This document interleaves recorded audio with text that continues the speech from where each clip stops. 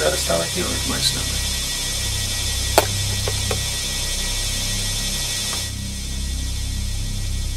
Is there some way we can help you?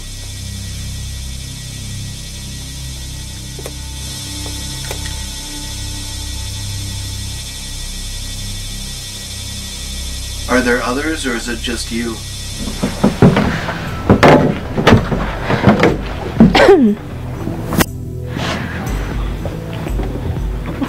Oh, wow. Walking with the door behind us. That's a door. There's a door behind us.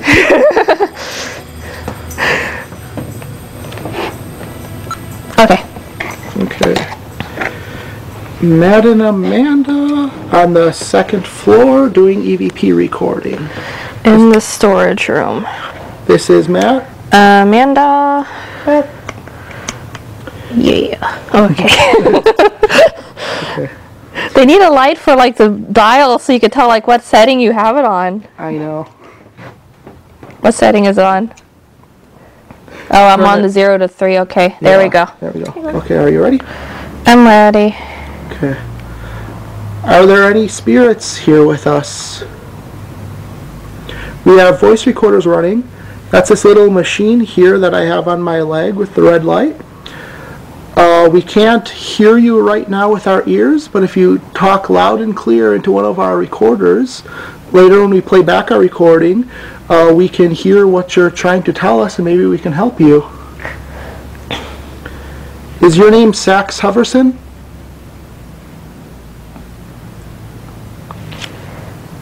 When you fell out of the window, was that during the time that this was a brothel? Did you fall out of the window? Or did you jump out of the window, or were you pushed out?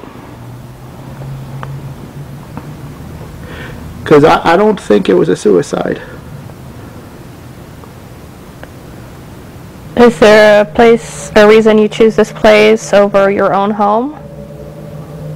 If this wasn't your home? Even though, like, a spirit, like, or a person doesn't necessarily, like, die in, like, a certain building, that doesn't mean they can't haunt the place. Like, maybe they had, like, a strong attachment, like, they lived there. Right. Or, like, something special happened to them there. Like, Right. like maybe they spent, like, a week there on their vacation and they were attached to it, or anything like that.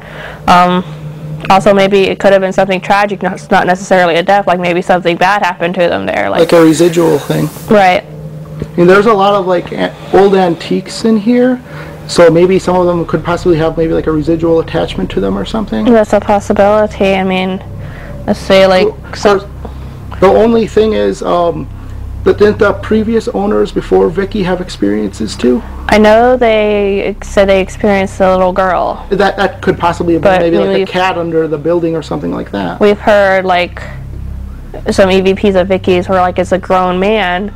Yeah. Maybe it's Sax, maybe it's a totally different guy. Yeah. And like maybe that was just a guy not attached to the building, but maybe it was attached to something else in the building. Right. And maybe that spirit's not even here anymore, right. You know? Right. I mean, he didn't come out and say, "Hi, my name is Sax Hoverson." Right. You don't know who exactly it was. Right. They could be like just passing through too. Right. I mean, this could just be like, maybe it could have been like I mean, this used to be a hotel, so I mean, like. Yeah, people stayed here all the time. Right. So I mean, like, spirits could be coming here confused about what year it is, and they could think that this is still a hotel, and they could be like coming in and leaving all the time. Or maybe they're not ghosts at all. Maybe it's some kind of like a glimpse into another time, like a time slip or something. Right. And maybe to them we're ghosts. That's an interesting way to think of it. People just assume that ghosts are dead people, but there could be some completely different like explanation, like like time stuff that's beyond especially if you get into like stuff like string theory and how there's like other dimensions, and maybe like every once in a while like there's like a crossover, and we're getting like a glimpse into like another time or something like that. Right. Well, going off that, do you know what year it is? Do you know who's president? Like, it kind of makes you wonder if, like, right now they're doing the exact same thing we're doing, and there's somebody like sitting here with a voice recorder trying to communicate with us. Can you move the dial on my EMF meter? It's at a 0 right now. Can you move it up to like a 2? And there's no power up here, right? I think there's power, it's just no heat. Okay.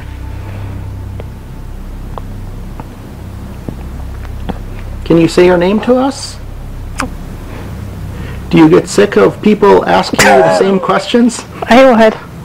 I mean, so many groups have been through here. Yeah. I'm sure they're all asking the exact same questions. Do you know the bop in the bop to bop?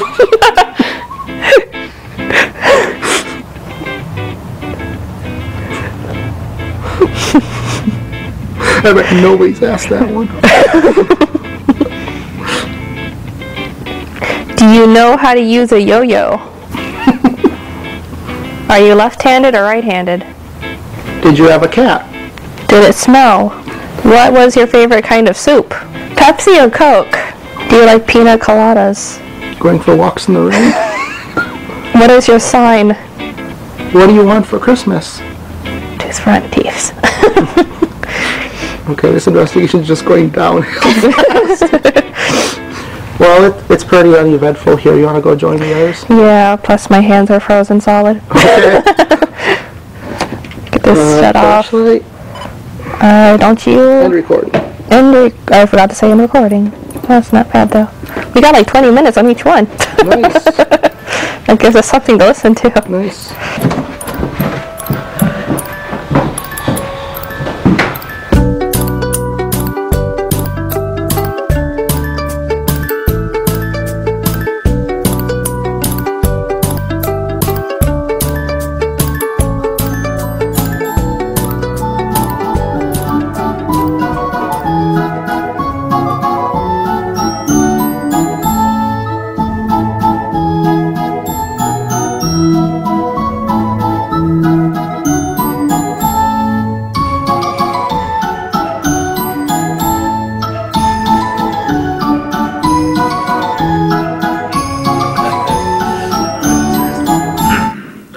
Helsing's secondhand store, guys. I had an opportunity to go in there. Great investigation we had there.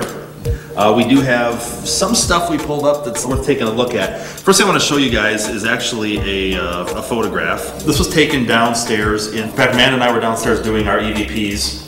We were down, I took a picture of the floor. There's a trunk in the way. You can kind of see a white glare on the screen. It's not like a typical orb picture that you see where you have the circle orb floating through space. It's got quite a bit of a white shadowy glare to it. You guys had a chance to look at it. What do you think? I'm kind of thinking it's a glare off the floor, and then maybe like you caught like a speck of dust with it. And that's what I was thinking as well too. That hardwood floor down there does have a little bit of a polish to it, and I think it did catch some glare, but it is a kind of a cool picture. In the picture, that's the only thing really on the still shot camera that I got. One of the other things I know we experienced when we were doing the EVPs down in that same area was we had the crying or those cat noises we heard. I can hear a cat meowing from behind me under the floor. You heard that. It was right behind where you were sitting. Yeah, they can hear it under the subfloor. It's an old building, and it's reasonable to assume that there could be openings where cats could get in and be underneath there, and that's exactly what we heard. Can you do that now? Huh? Want to do that right now? Yeah. Did you hear that? Yeah. It kind of does sound. I'm fairly confident it's a cat. Yeah. Okay. I think I'll. On investigations I've done there in the past, we did hear the little girl crying. This is the clearest I've ever heard of it. Okay. Is that what people are hearing like every single time? I don't know, but could that maybe be like a possibility for like what people could be mistaking for a cry in the basement? Yeah, possibly. Possible, sure. Okay, I'm glad you caught that. The other thing we had, you guys, Justin, you were in the basement in the holiday room downstairs.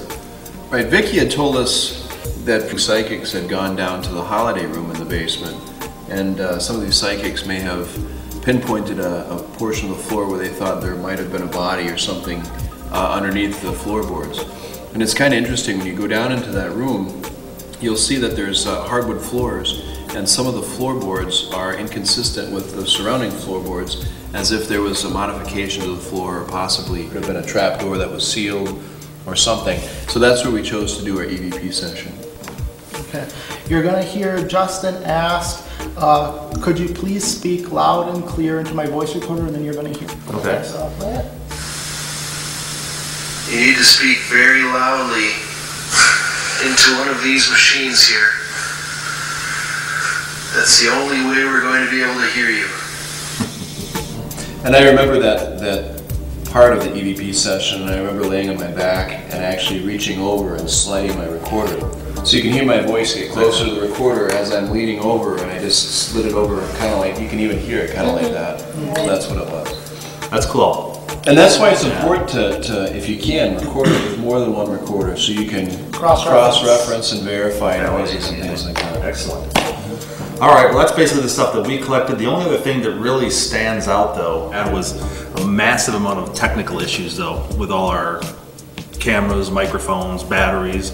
You had a battery, Matt? In my voice recorder. Yeah, I would just have it there again, just battery drains like crazy. I know Beth, who's with the production side, was having the microphones constantly. We'd walk up that threshold of that upstairs, old hotel area space up there, walk up there, and instantly it was like the microphones would go out. Something was interfering with the microphone, something was getting in the way there, and we can't pinpoint what was causing that to happen. Even when we were downstairs, we had a problem with the microphone. We're going to use a slideshow. Pictures from Stoughton.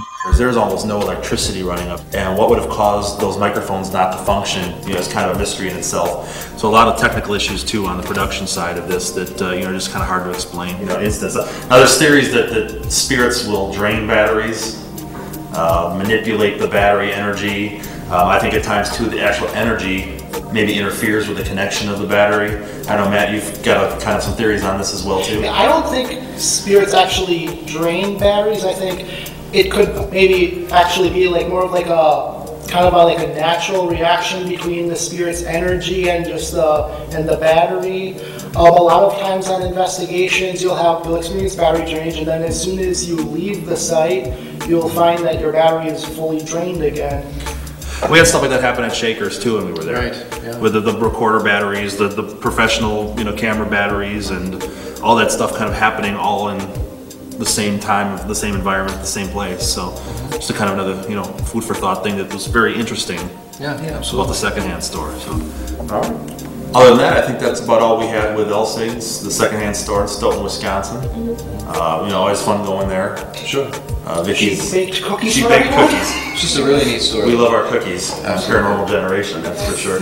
But all right, well, I said we're gonna kind of wrap up now, and we'll take a break now with the holidays, and we'll get set up again too next month for our next investigation. I'll get you guys the details. Good. All right, good job, guys. Can't wait. All right. Thanks. On the next Paranormal Generation, the crew returns to Kewanee and the historic Hamachek village.